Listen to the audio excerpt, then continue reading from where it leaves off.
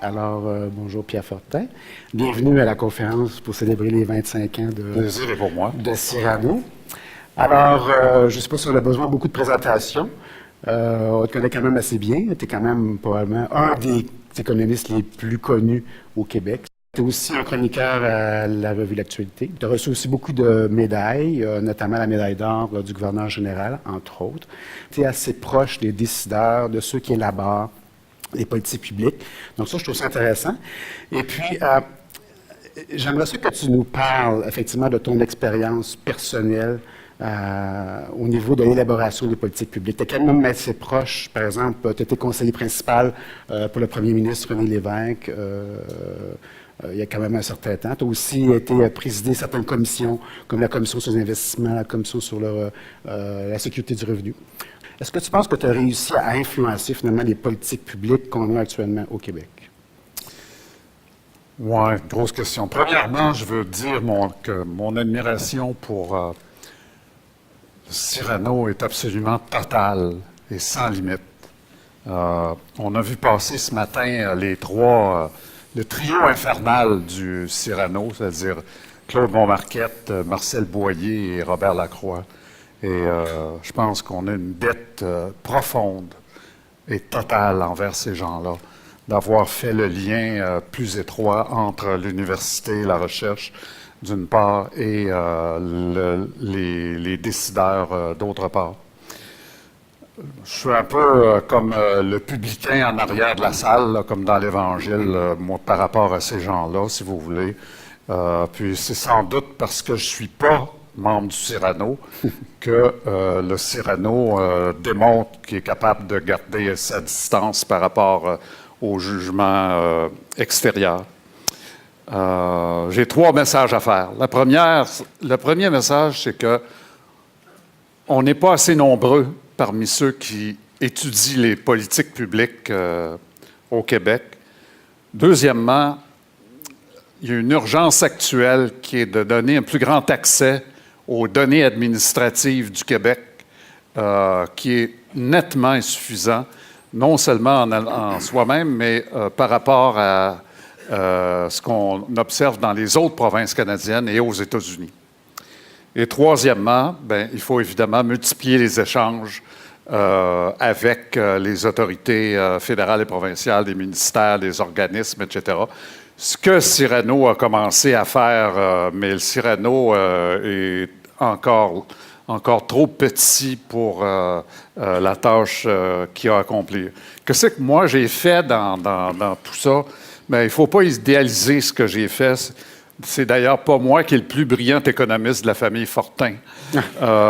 J'ai tout simplement cherché moi, personnellement, à réaliser le meilleur équilibre entre ma formation de base en mathématiques et puis ma passion pour la politique publique, mes valeurs sociales et mon intérêt pour la communication scientifique.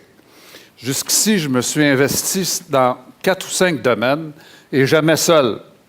Mais avec de merveilleux collègues comme Pierre Lefebvre et Phil Merrigan et Catherine Haeck à l'UQAM, mes collègues, Marc Van Oudenrode, Georges Akerlof, Luc Godbout, Rick Harris, des gens comme ça, qui m'ont éduqué, et avec qui j'ai travaillé et qui m'ont amené à réfléchir plus sérieusement sur les politiques publiques. Sur la courbe de Phillips, par exemple, j'ai toujours estimé que la relation entre chômage et inflation dans nos économies était convexe lorsque le taux d'inflation est relativement bas et non pas vertical. Évidemment, j'ai été mieux accueilli avec cette observation-là à Washington qu'à Ottawa, mais néanmoins, je suis content du succès que j'ai eu de ce côté-là. Sur le libre-échange canado-américain, ce qui m'a le plus frappé, c'est l'intelligence économique du premier ministre Lévesque, qui a propulsé le Québec dans cette direction-là, le libre-échange canado-américain, sans une once d'hésitation en 1984. Et ça m'a totalement sidéré, alors qu'il y avait une bonne partie des gens qui l'entouraient qui étaient opposés. Troisièmement, sur l'assurance chômage, permettre aux gens de recevoir des prestations pendant 42 semaines par année après en avoir travaillé seulement 10 semaines, ce que les gens à Edmundston, proche de chez nous, à Rivière-du-Loup, appellent l'autoroute 1042. Ils appelaient ça dans le temps. Ça m'a toujours paru insensé. Et donc, on a travaillé fort pour faire changer cette disposition-là. Quatrièmement, sur le salaire minimum, j'ai toujours été d'avis qu'il devait être porté au plus haut niveau possible. Mais qu'il fallait savoir s'arrêter à un point lorsque ça dépassait, par exemple, 50 du salaire moyen, parce que ça commence à répandre le chômage de façon assez grave. Et d'ailleurs, j'ai fait des recherches récemment qui montrent que l'Ontario et l'Alberta, qui, même s'ils ont un salaire moyen plus élevé que chez nous, leur taux de chômage parmi les 15-24 a considérablement augmenté. Le taux d'emploi de leurs 15-24 a considérablement diminué depuis qu'ils ont adopté cette mesure-là, alors qu'au Québec, où on n'a pas fait ça, le taux d'emploi de ce groupe d'âge-là a augmenté. Sur les services de garde à l'enfance, finalement, je me suis employé récemment à souligner la convergence scientifique entre la neurologie, la psychologie et l'économique sur la fenêtre absolument décisive pour le développement humain que constituent les 3 premières années de la vie. Alors, ça a eu quand même beaucoup d'impact aussi sur le taux de participation des femmes au niveau du service de garde. Donc je vois que tu as travaillé quand même sur des sujets super intéressants, très intéressants, qui ont eu quand même des impacts. En fait, tes discussions ou tes propositions, tes représentations, soit dans la vie publique ou au niveau de politique, ont eu quand même des impacts sur les politiques publiques, si je comprends bien. Oui, oui. Ça, c'est quand même... Oui, oui. Donc, mais on a un problème que je voudrais souligner. Oui, mais c'est ça, je voulais te poser la question là-dessus. Est-ce que tu penses que de façon générale, pas juste l'expérience Pierre Fortin, mais de façon générale, là, est-ce que les chercheurs ont vraiment une influence? Est-ce que tu penses que UMA ont une influence actuellement sur les politiques? Oui, ils ont une influence, mais ils ne sont pas assez nombreux.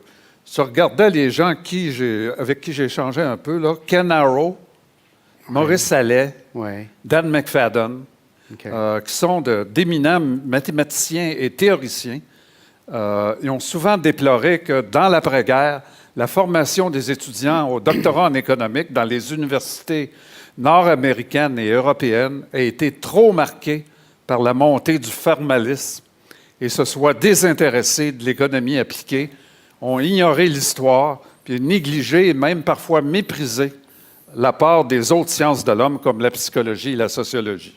La tendance a possiblement commencé à s'inverser parmi les nouvelles générations avec l'introduction de la théorie des jeux, l'économie behaviorale, ces choses-là. Mais ce n'est pas encore certain. On ne voit pas encore le résultat de façon plus définitive. Donc, tu penses qu'on a négligé, finalement, l'économie appliquée? Pardon? Tu penses qu'on a négligé l'économie appliquée lors des dernières années? Oui, oui. Et ce sont les étudiants eux-mêmes des grandes universités américaines et européennes qui ont déclaré ça, et pas seulement Arrow, Allais et McFadden qui l'ont dit eux-mêmes à plusieurs reprises. Le désintérêt pour la politique publique a particulièrement frappé au Canada. Ici comme ailleurs, l'octroi de la permanence, l'obtention des promotions, les hausses de rémunération puis la reconnaissance scientifique sont devenus de plus en plus basés sur la quantité et la qualité des publications arbitrées dans les revues scientifiques de haut niveau. Il faut évidemment saluer en elle-même cette évolution-là. Mais malheureusement, la majorité de ces grandes revues étant américaines, européennes, elles ne manifestent pas beaucoup d'intérêt pour les travaux d'économie appliquée portant sur le Canada. Bien sûr, je connais les exceptions, là, mais généralement, c'est le phénomène qui prévaut. Et plusieurs de nos jeunes chercheurs universitaires ont compris qu'investir dans les études canadiennes, c'est une perte de temps pour ce qui est l'avancement de leur carrière. En macroéconomie, par exemple, ils sont nombreux à se limiter à ajouter des points-virgules aux études déjà publiées par des Américains sur l'économie américaine, proprement. De plus, les institutions de type britannique régissent la gouvernance politique au Canada. Et elles offrent beaucoup moins d'occasions d'échange entre administrateurs publics et chercheurs universitaires que les institutions de type américain. le contraste avec les États-Unis est grand. Là-bas, des chercheurs universitaires de réputation mondiale font partie de l'entourage présidentiel.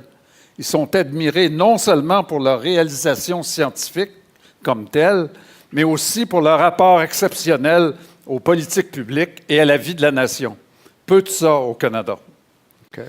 L'appauvrissement avec le temps de la recherche à contenu canadien en provenance des départements universitaires est majeur. Je pense que tu as une le graphique que tu vas nous montrer, ça indique que le Québec n'a pas échappé à la tendance canadienne. Alors, vous voyez que les chercheurs qui sont arrivés, les nouveaux chercheurs dans les universités canadiennes québécoises, entre 81 et 90, il y avait 17 de leurs publications scientifiques qui portaient sur le Canada. Ceux qui sont arrivés dans la décennie 90, ça a baissé à 11 et puis le 3 seulement parmi ceux qui sont arrivés après l'année 2000 ont des publications scientifiques qui portent sur l'économie canadienne. Évidemment, vous n'avez pas cette impression-là ici, là, parce que ces 3 %-là, ils sont tous dans la salle ici. Donc, on a l'impression qu'ils sont nombreux. Mais la réalité, les statistiques démontrent qu'il y a une baisse tendancielle dans l'intérêt des jeunes chercheurs à publier sur le Canada. Donc, si je comprends bien ce que tu as dit tantôt, c'est qu'il y a comme un désintérêt à l'économie appliquée dans les universités, c'est-à-dire qu'on ne porte pas assez de valeur, on ne donne pas assez de valeur à l'économie appliquée dans les universités actuellement. Sur le Canada. Sur le Canada. Ils travaillent sur les États-Unis ou au niveau international. OK. Donc, dans une institution, on ne travaille pas assez sur l'économie appliquée. OK. Je trouve ça intéressant. C'est ça. Et puis, bon, évidemment, là, je ne veux pas donner une image complètement noire de la situation. Tout n'est pas sombre dans le décor. C'est un petit peu inquiétant ce que tu nous dis là. Pardon? C'est un peu inquiétant ce que tu nous dis là. C'est-à-dire qu'on ne valorise pas nécessairement ça dans nos institutions telles que les universités. Donc, c'est un peu inquiétant quand j'entends ça. Là, pour savoir que c'est important que les chercheurs aient une influence sur les politiques publiques, c'est inquiétant de voir qu'il y a un désintérêt de plus en plus grand dans les universités. Mais une des éclaircies importantes qu'on a connues ces dernières années, c'est que le pourcentage des administrateurs publics de niveau sous-ministériel, qui sont des économistes hautement qualifiés, a fortement augmenté au Québec, mettons, dans les 30 dernières années. Okay. Par exemple, là, j'ai à l'esprit Yves Ouellette, qui est secrétaire du Conseil exécutif, Jean Saint-Gelais, qui était sous-ministre des Finances autrefois, Luc Monti, et Bernard Matte, qui était sous-ministre à l'Emploi, maintenant à l'Immigration, Robert Barry, qui était à l'Immigration, Christine Tremblay, là, mais qui est maintenant rendue à Ottawa, Clément Dastou, Denis Jean, Robert Keating, Luc Meunier, il ne faudrait pas que je l'oublie, c'est un des grands qu'on a eu. Alors, il y a beaucoup d'économistes qui ont pénétrer l'administration publique, évidemment, et qui aide énormément à transmettre les connaissances économiques à l'intérieur même de l'administration publique. Deuxièmement, il y a des lieux de recherche d'échanges alternatifs, comme le Cyrano, évidemment, au premier chef, mais il y en a beaucoup d'autres aussi, et même la SDEC. Puis à partir de ces foyers d'échanges-là, il y a un petit nombre d'économistes universitaires motivés qui produisent des travaux de très grande qualité sur des problèmes économiques d'ici. Leur activité est appuyée par des subventions d'établissements et de chaires du ministère des Finances et d'autres sources. Puis elle va l'être aussi par l'élargissement de l'accès aux données administratives gouvernementales.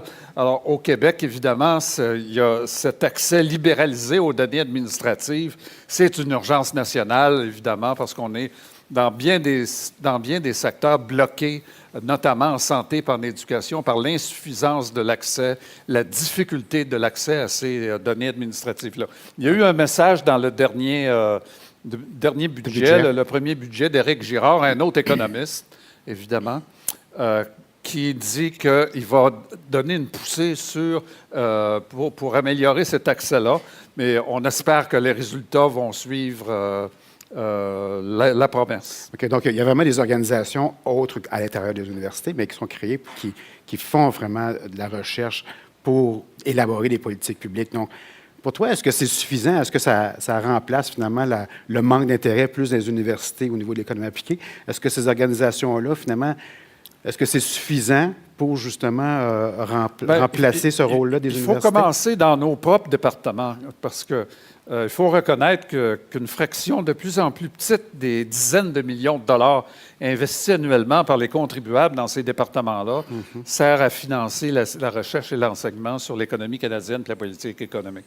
Le rééquilibrage des objectifs et des opérations doit passer par un meilleur équilibrage dans l'enseignement lui-même.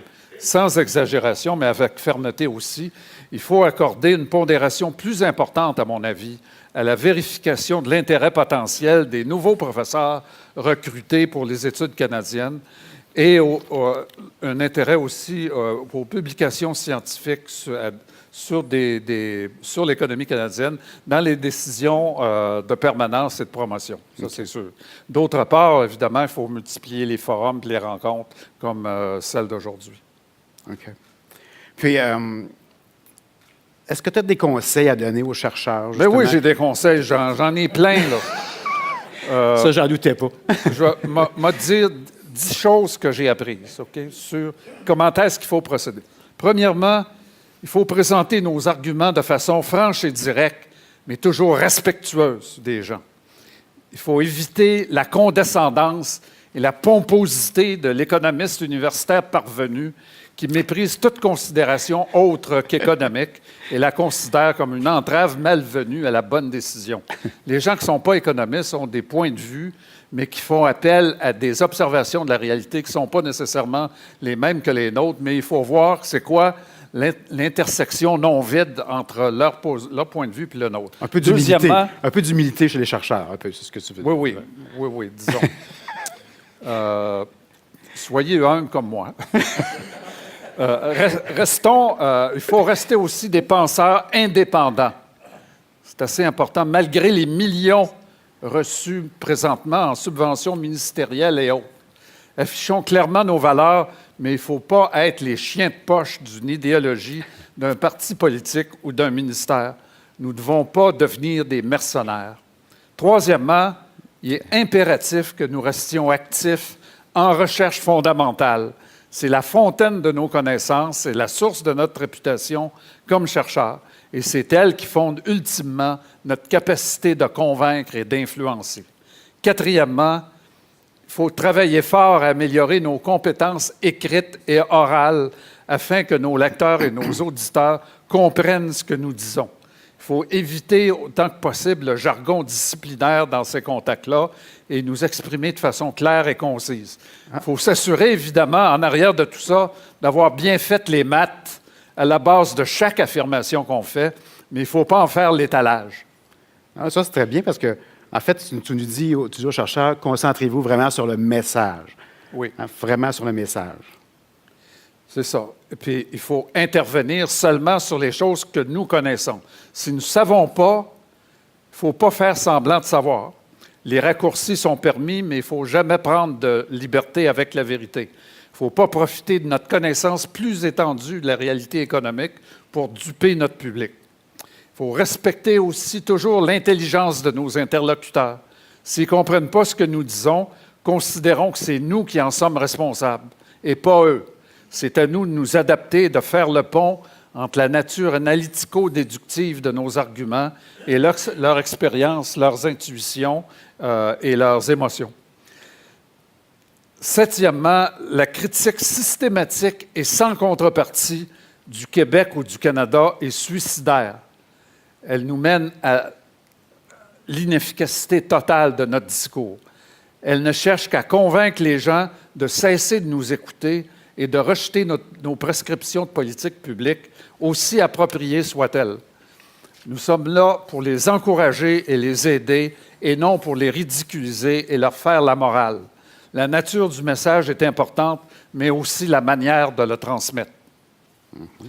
Huitièmement, l'économie retient l'attention des gens, surtout quand les choses vont mal, comme quand le prix de l'essence monte à 1,60 $, quand Bombardier annonce 2500 mises à pied ou quand la Caisse de dépôt déclare une perte de 40 milliards. Lorsque nous traitons de ces événements, prenons garde de transformer nos explications en justifications. C'est toujours une mauvaise idée que de paraître insensible au mauvais sort qui frappe nos gens.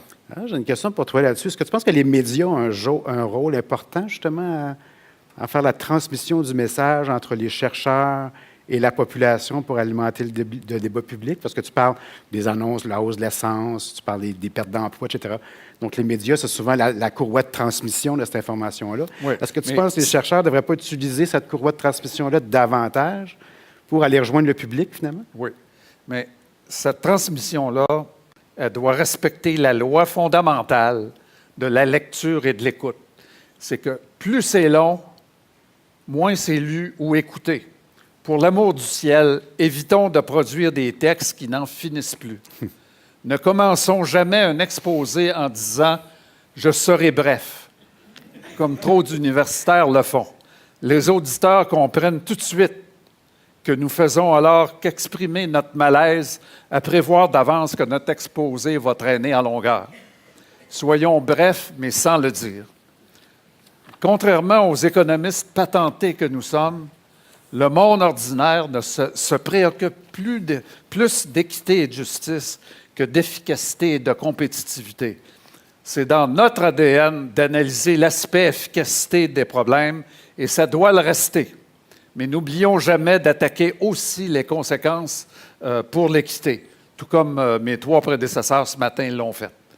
Je trouve ça intéressant parce que tu as beaucoup d'éléments qui rejoignent la communication. À faire des textes courts, avoir un message précis, utiliser peut-être les médias, avoir une bonne communication, parler avec ton interlocuteur sur le même niveau. Donc, je pense que l'aspect communication du chercheur est extrêmement important si on veut avoir une influence sur les politiques publiques. Je comprends bien ton message. C'est ça. J'ai appris cette leçon-là de trois personnes. Albert Einstein, Claude Monmarquette, puis Paul Krugman. Okay. Albert Einstein, il avait coutume de répéter « La science qui n'est pas communiquée ou qui est mal communiquée, c'est comme si elle n'existait pas. » Alors, c'est sûr que ça prend de la recherche à la base, mais si elle n'est pas communiquée, je veux dire, c'est aussi... ça s'envole comme complètement en fumée et il faut toujours insister sur la qualité de la communication, notamment, par exemple, aider nos amis qui sont dans les médias à augmenter leur connaissance économique. Et évidemment, c'est surtout Claude Monmarquette qui m'a appris que ce ne serait pas une mauvaise idée pour moi d'affecter plus de mon temps dans la communication scientifique. Et c'est mon obéissance à son conseil qui a fait que, il y a une vingtaine d'années, j'ai accepté d'être chroniqueur régulier à l'actualité. Encore une fois, n'oubliez pas de renouveler votre abonnement. OK, alors j'ai fini. Merci beaucoup, Pierre. C'est fort intéressant.